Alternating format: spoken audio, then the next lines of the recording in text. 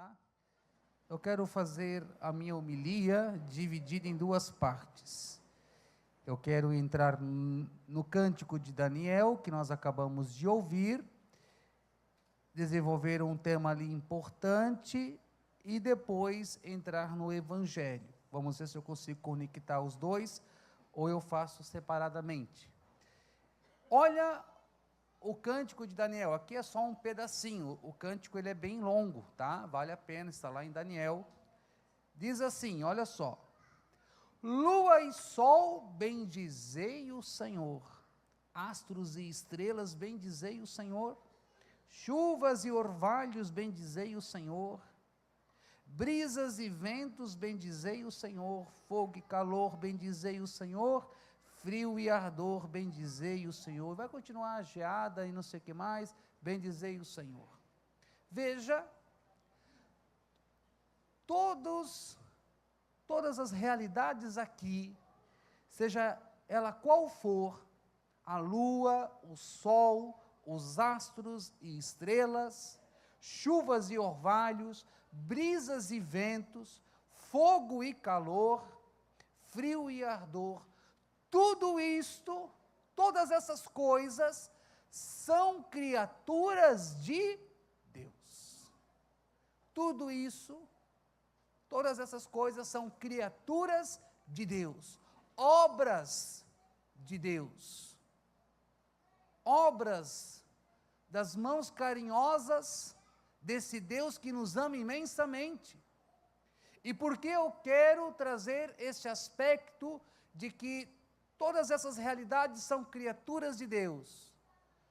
Porque ao longo da história da humanidade, muitas vezes, certas culturas começaram a divinizar essas criaturas, elevá-las a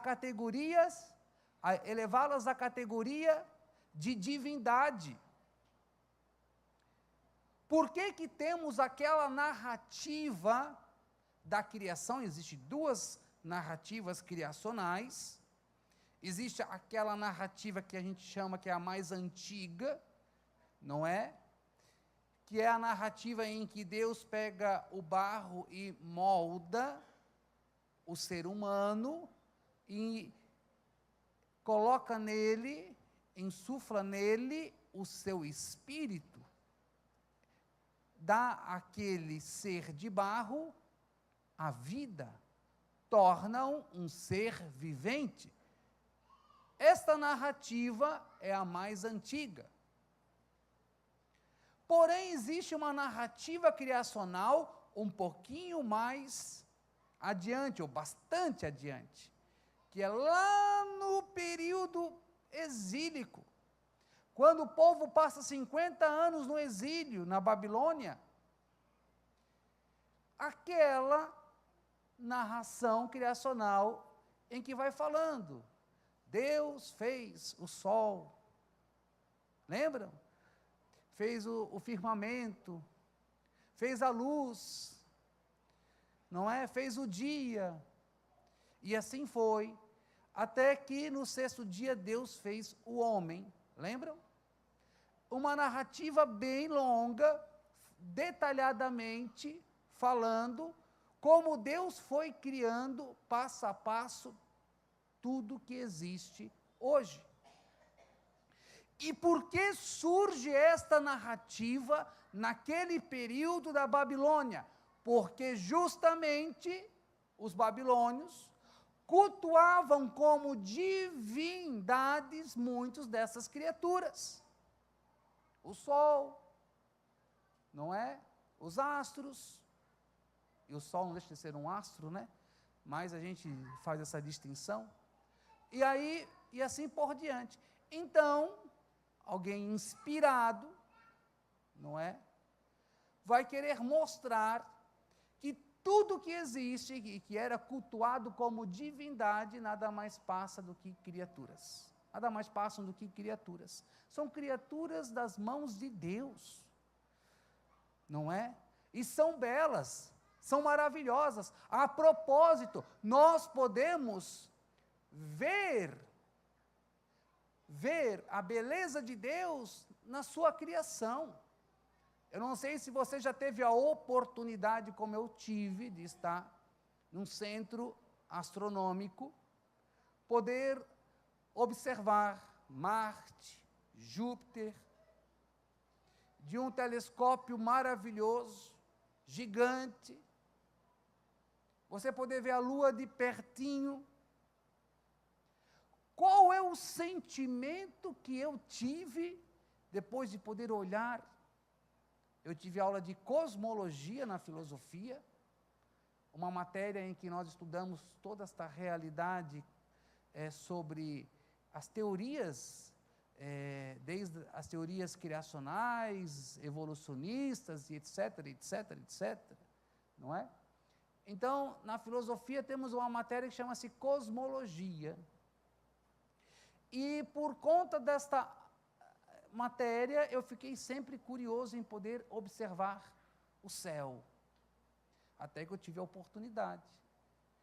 Qual foi o sentimento que eu tive quando eu pude contemplar Marte, Saturno, os anéis de Saturno?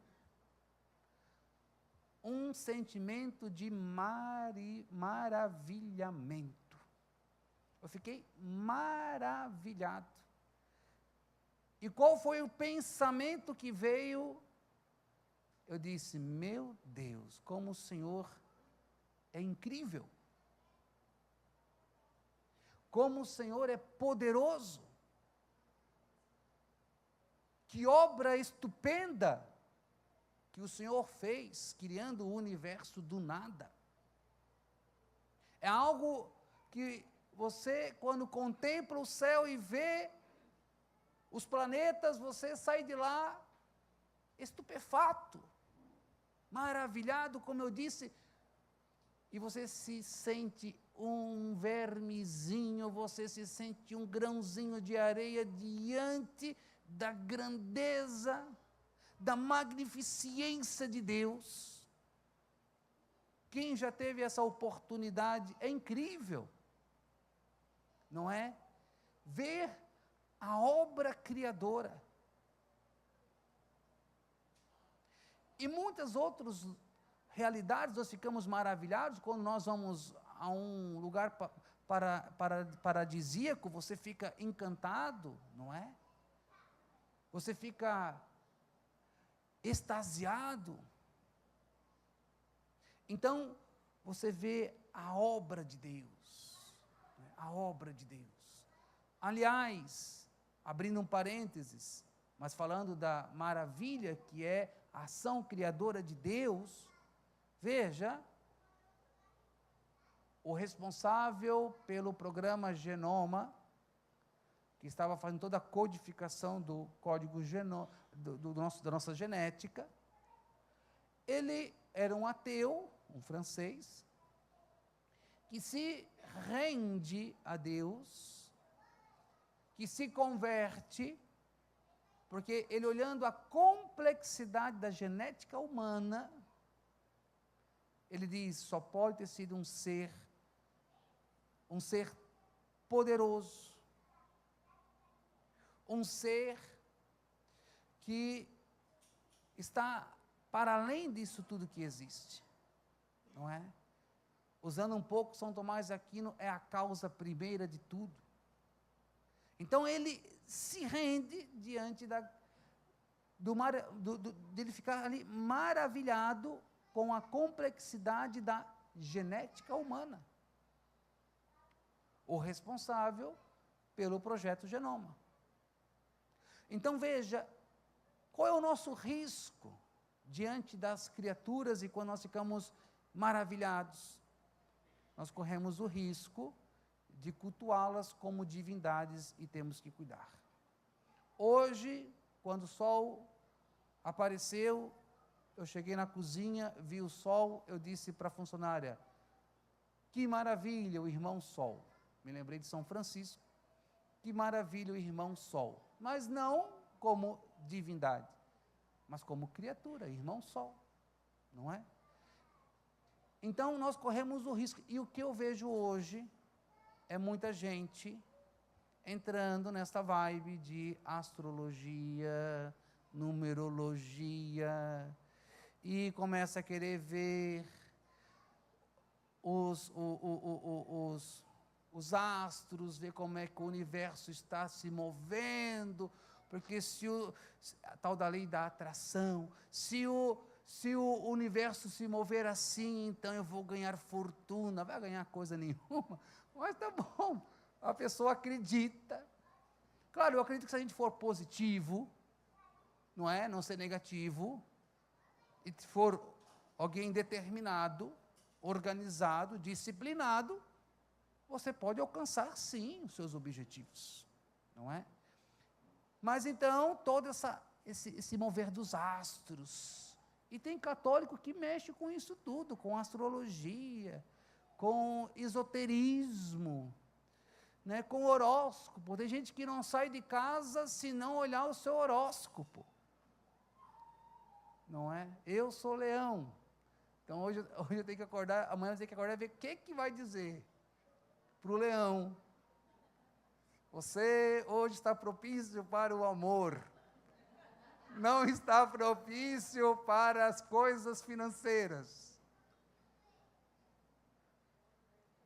Então tem gente que se torna supersticiosa, começa, não que às vezes cultue diretamente, mas às vezes começa a cultuar indiretamente, como divindades, como que essas realidades tivessem força sobre elas, ao ponto que elas não saem de casa se elas não consultarem o horóscopo, a astrologia, a numerologia, a cartomante, o tarô, isso e aquilo. Meu irmão, minha irmã, nossa fé está em Cristo, não nessas coisas. Não nessas coisas. E tem gente com um monte de penduricalhos dentro de suas casas de superstição. E muitas vezes coisas que estão, muitas vezes não, sempre, contaminando o seu lar, contaminando a sua vida, contaminando o seu trabalho. E não se desvencilha dessas coisas. É apegado ainda. Apegado a um elefantezinho, apegado ao Budinha, apegado ao trevo de 4 folhas, apegado a $1 na carteira,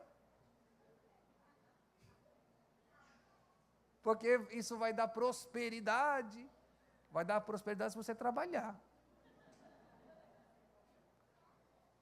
Vai dar prosperidade se o governo não quebrar o país.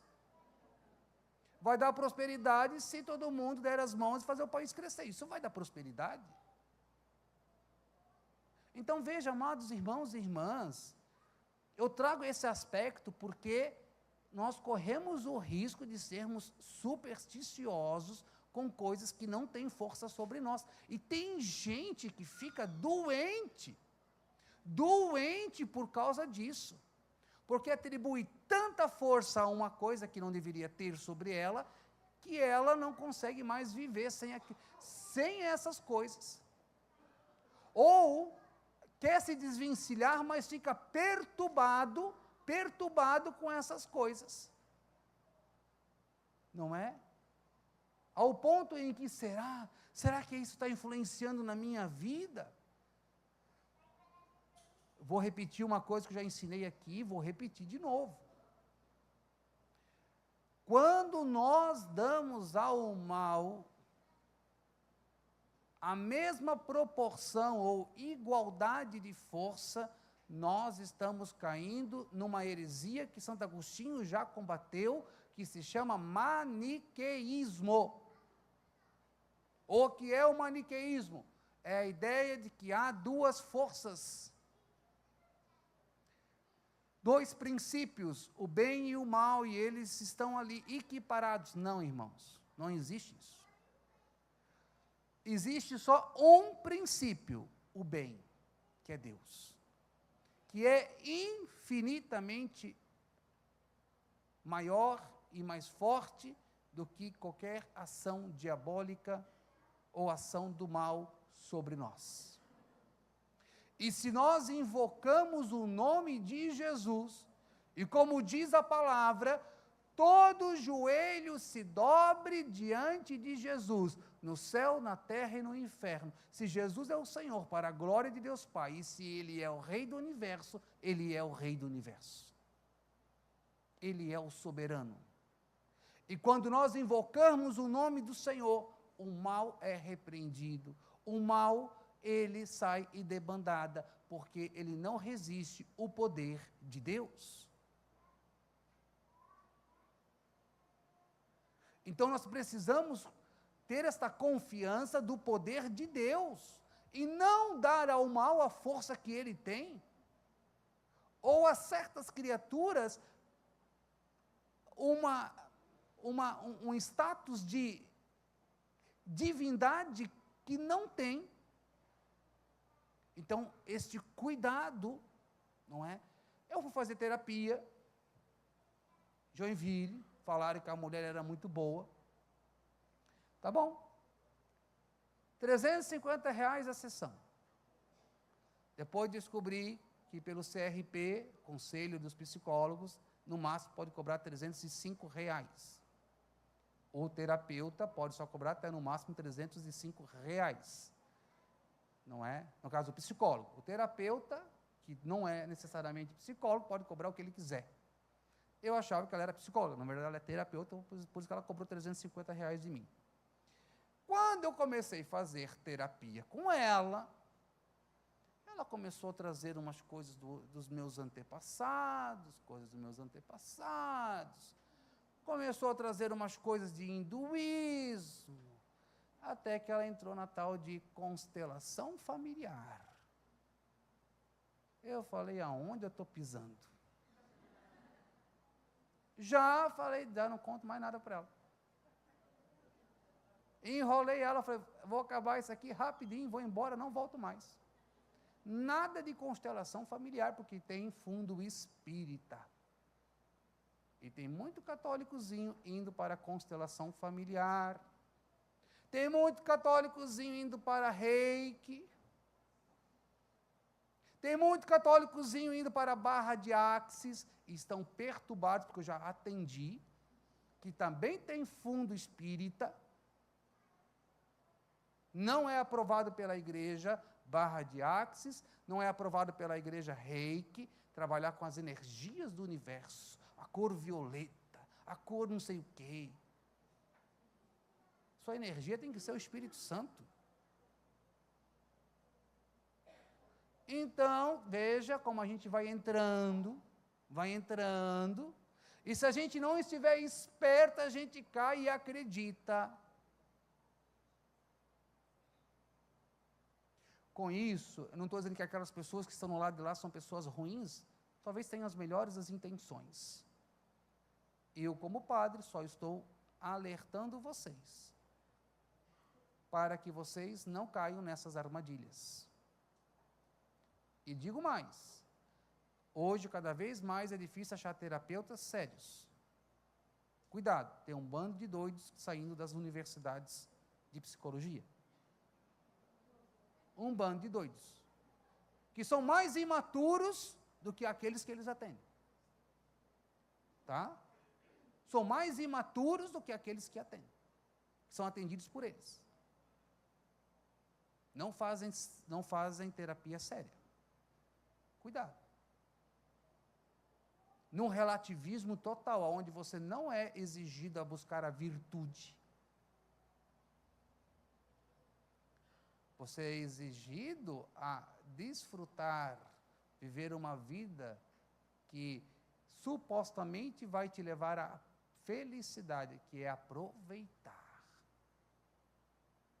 Aí a pessoa aproveita e volta pior do que antes, arrebentada por causa do pecado. Eu sei, porque depois eu vou atender a confissão. Não exige um caminho de virtude. não é? Inclusive, semana que vem, na outra, vamos trabalhar sobre as virtudes, são as últimas 2 semanas de cura interior, que éramos para ter feito já naquelas semanas que antecederam ali o cerco, mas aí choveu e tudo mais, lembram que não deu certo. Então, nós vamos finalizar com essas 2 semanas. Então, veja, irmãos e irmãs, o padre traz isso porque nós precisamos estar alertas. Na nossa inocência, você não vai lá, ou se você foi no caso, ninguém vai lá por maldade, vai porque quer o melhor para si, isso é verdade, não é? Então não quero que ninguém saia daqui ofendido pelo padre, mas assim, mas a gente cai por conta da ignorância, por inocência. Cai, não tem maldade. Quem não quer o melhor para si? Obviamente que sim, mas nem sempre temos o discernimento e a sabedoria para escolher o melhor. Por isso temos que estar atentos aonde nós estamos indo. Esse cuidado, não é? Fechando esse assunto, vamos ao Evangelho rapidamente. Quero só trazer a última partezinha do Evangelho. Olha o que Jesus diz, falando a respeito das perseguições, aquilo tudo que vai também anteceder os fins dos tempos. Os fins dos tempos aqui, para ninguém ficar apavorado, né? Porque quando a minha mãe contava a respeito do fim dos tempos, que eu tinha 3, 4, 5 anos, eu nem dormia à noite. Meu Deus, eu ficava apavorado, a minha mãe, as minhas tias, a minha avó materna, contando do mar, do barulho do mar e de tudo mais. Eu não vou usar a expressão que eu usava para falar do medo. Então, para dizer que eu ficava daquele jeito, com muito medo. Me dava dor de barriga, eu chorava. Mas a minha mãe era uma mulher que não tinha estudo, não tinha conhecimento, ela falava o que ela aprendeu, e ainda ela teve influência, não quero ofender também, mas ela teve influência de igrejas protestantes, que piorou ainda mais a compreensão dela. E aí, agora, depois já adulto, estudando teologia, não é? A gente entende que tudo que está aqui é para falar a respeito da segunda vinda de Jesus, que é o juízo final, que é o juízo universal. Quando o Senhor vai vir, nós não sabemos, por isso a nossa vigilância.